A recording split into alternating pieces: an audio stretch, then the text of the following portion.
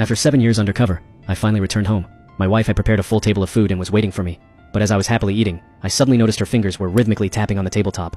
The next second, my blood ran cold. This rhythm wasn't just random tapping, it was clearly Morse code.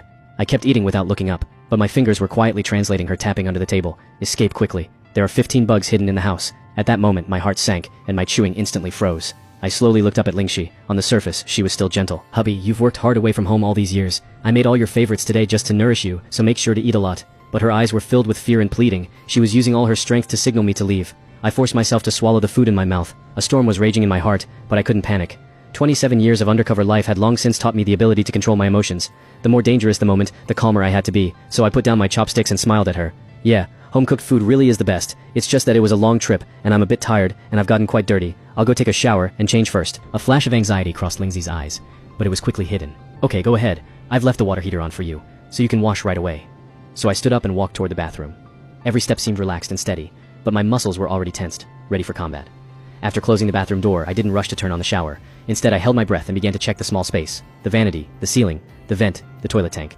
I didn't miss a single corner where something could be hidden. Sure enough, I felt a hard object inside the toilet tank.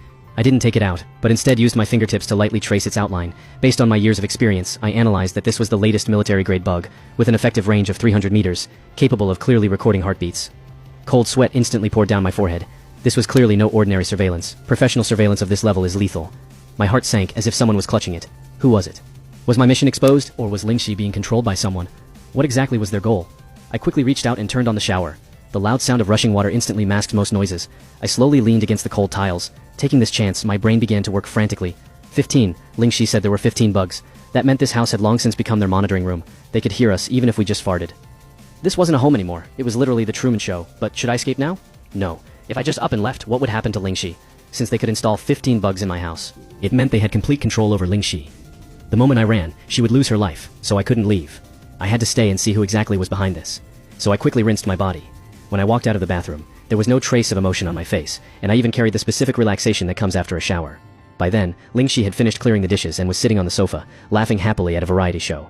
I knew she was performing for those eyes and ears. I walked over and sat next to her, took an apple from the fruit bowl, and began peeling it with a small knife, circle by circle. "Wife, you've really worked hard keeping watch over the house alone these years." "It wasn't hard.